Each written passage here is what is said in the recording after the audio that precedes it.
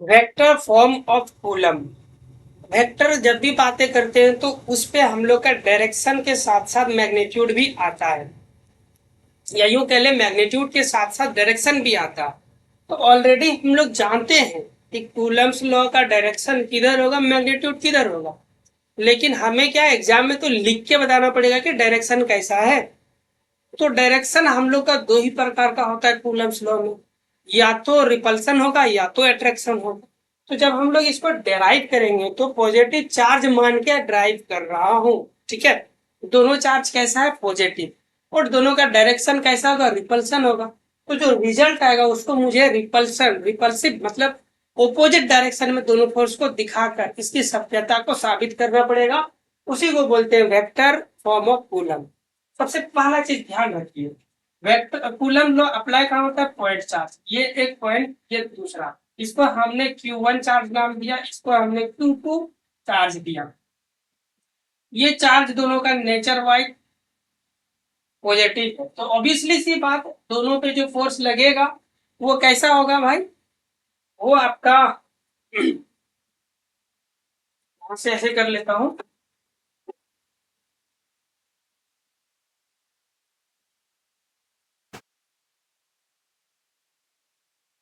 ठीक है। ये हमारा हो गया। तो चार्ज का रिपल्सन ऑफ फोर्स होगा, तो इस फोर्स पे Q2 पे, यानी Q2 पे Q1 की वजह से इधर फोर्स लगेगा। इसका मैं नाम रख रहा हूं force on two due to Q1 charge. उसी प्रकार इधर भी मेरा एक फोर्स लगेगा, इस फोर्स का नाम रखूंगा force on one due to Q2 charge. इसका डायरेक्शन किधर होगा, फोर्स टू का इधर तो है, बट नाम कैसे लिखूंगा, तो नाम मैं ऐसे लिखूंगा, यूनिट वेक्टर का इस्तेमाल करूंगा। तो एक मैं आर यूनिट वेक्टर डिफाइन कर लिया।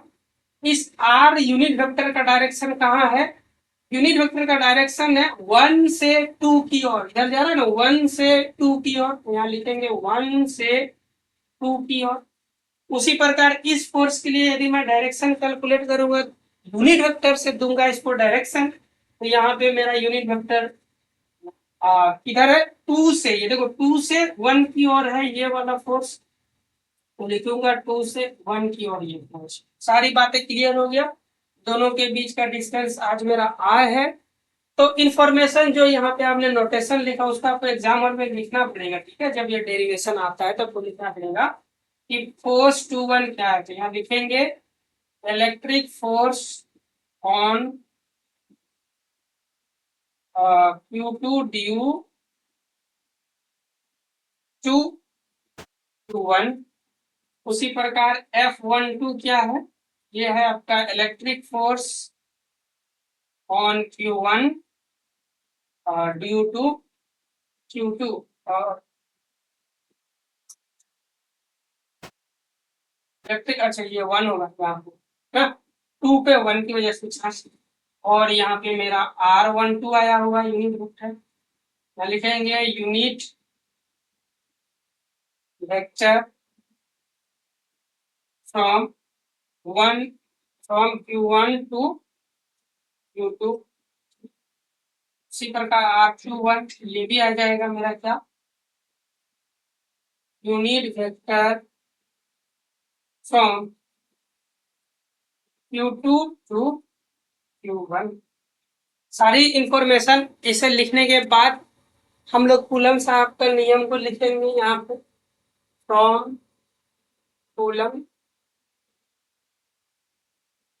एफ 1 ड्यू टू 2 की वजह से, तो के Q1 Q2 अपॉन दोनों के बीच में स्क्वायर। इसका डायरेक्शन किधर होगा भाई, इसका डायरेक्शन होगा 1 पे लग रहा है ना फोर्स, 1 पे लग रहा है फोर्स 2 के वजह से, ये देखो 1 पे लग रहा है, इसको ऐसे पढ़ते हैं ना। इसका डायरेक्शन कौन है, ये वाला, यानी 2 से 1 की और यूनिट वेक्टर का डायरेक्शन। यहाँ लिखेंगे 2 से 1 की और यूनिट वेक्टर का डायरेक्शन ये आ गया। उसी प्रकार force on two due to Q1 charge, इसका भी फॉर्मूला तो वही होगा Q1 Q2 upon R square. इसका डायरेक्शन किधर होगा, 1 से 2 की ओर, ये वाला होगा यूनिट वेक्टर का डायरेक्शन 1 से 2। इसको 1 मान लेते हैं, इसको 2 मान लेते हैं। अब हम लोग क्या करेंगे, dividing both side, dividing both side, दोनों साइड आप डिवाइड करोगे, इसको डिवाइड करोगे तो लेफ्ट साइड क्या होगा, F12 upon F21, right side Q1 Q2 upon R square, बड़ा सा डिवीजन, फिर Q1 Q2 upon R square. यहाँ पे क्या होगा, R21 यूनिट वेक्टर, यहाँ पे क्या होगा, R21 यूनिट वेक्टर। ये सब तो छम छम एक ही बार में सारे कट गए।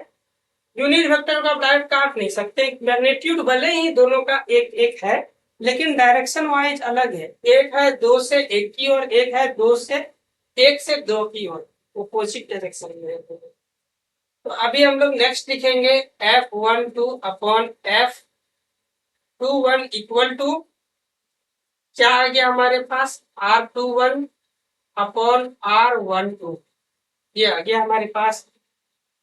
अब जरा ध्यान से देखो, हम लोग वेक्टर के कंसेप्ट से जानते हैं कि एक फोर्स यदि इधर है, एक फोर्स मेरा इधर है, एक फोर्स मेरा इधर है, तो दोनों का डायरेक्शन क्या है, मेरा ऑपोजिट है। देख रहे हैं आपको, दोनों का डायरेक्शन ऑपोजिट है। तो मान लेता हूं इसको पॉजिटिव मानूंगा तो इसको निगेटिव होगा। तो दोनों का डायरेक्शन ऑपोजिट है, तो एक प्लस होगा तो दूसरा माइनस होगा। तो वही बात यहाँ लिखेंगे। और मैग्नीट्यूड वाइज भी दोनों क्या है, सेम है, यूनिट वेक्टर है। देखो ना, ये दोनों क्या यूनिट वेक्टर। इसका यदि एक्स एक्सिस बोलूंगा प्लस का 5x, तो ये हो जाएगा प्लस का, और माइनस का 5x। और अच्छे से बोलूंगा तो ये प्लस का 5i, एक्स की डायरेक्शन को i से दिखाते, प्लस i इधर हो जाएगा plus minus 5i, plus 5i minus 5i। समझ में आया आपको?